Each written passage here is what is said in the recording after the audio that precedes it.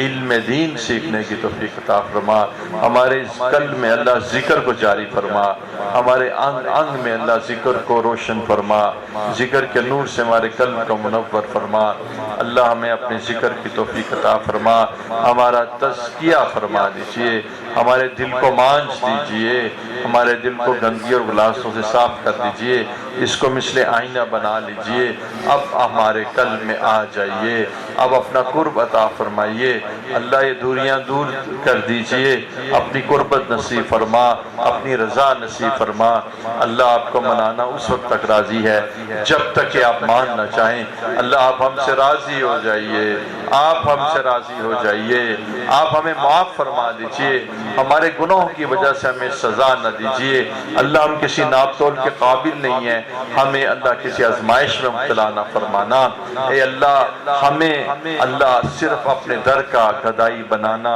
اللہ تیرے در کے سوا کوئی در نہیں، ہمیں در در کے دھکے کھانے سے بچا لیجئے، اے کریم آقا ہمیں کبھی بھی بے سہارا نہ چھوڑیے، ہمیں کبھی بھی بے سہارا نہ چھوڑیے، اللہ رب العزت جتنے بھی احباب ہیں ان کے سینوں میں نور ہدایت داخل فرما دیجئے، نور قرآن داخل فرما دیجئے، اللہ ان کو مقبول بندوں کی فہرست میں شامل فرما، ہماری مغفرت فرما دیجئے، ہمارے تمام کبیرہ گناہوں کو معاف فرما، آئندہ زندگی ہمیں اپنی کامل اطاعت اور سچی محبت میں گزارنے کی توفیق عطا فرما، اے اللہ تو ہی مقصود ہے، تو ہی مطلوب ہے، اللہ رب العزت اپنا قرب نصیب فرما دیجئے، سجدے کا سرور عطا فرما دیجئے، اللہ نمازوں کی لذت عطا فرما دیجئے، راتوں کو اٹھ کر مناجات کی چاشنی نصیب فرما، اللہ رب العزت ہماری اس مجلس ذکر میں کوئی ایسا شخص نہ چھوڑیے کہ جس کی آپ نے مغفرت نہ فرمائی ہو، جس کو آپ نے معاف نہ فرمایا ہو، جس کو گناہوں کی وجہ سے آپ نے معاف نہ فرمایا ہو، اللہ رب العزت آپ کی شان کریمی اور رحیمی سے بعید ہے کہ آپ گناہگاروں کو معاف نہ فرمائیں، یہ گناہگار آپ کے سامنے ہاتھ اٹھا کر اللہ اپنے تمام گناہوں کی مغفرت چاہتے ہیں، پھر آپ ان کو معاف فرما دیجئے، پھر آپ ان پہ رحم فرما دیجئے، ان کے دلوں کی طرف ایک نگاہ کرم فرما دیجئے، دلوں کے روگ دور فرما دیجئے، دلوں کا تزکیہ فرما دیجئے، اللہ قلوب کا تصفیہ فرما دیجئے، اپنے مقبول بندوں کی فہرست میں شامل فرما لیجئے، ہماری اس مجلس میں اے کریم آقا کسی ایک کو بھی رد نہ فرمائیے، کسی ایک کو بھی رد نہ فرمائیے، آنے والوں کو اپنے مقبول بندوں میں شامل فرما، کسی ایک کو بھی رد نہ فرما، اور دین سے واپس حصہ نصیب فرما، جب نزا کا عالم طاری ہو تو زبان پہ کلمہ جاری ہو، لا الہ الا اللہ محمد رسول اللہ، جز اللہ عنا محمد اللہ وآلہ وصلی اللہ علی النبی الأمی، ربنا تقبل منا انک انت السمیع العلیم وتب علینا، وصلی اللہ تعالی علی خیر خلق محمد وآلہ وصحبہ اجمعین برحمتک یا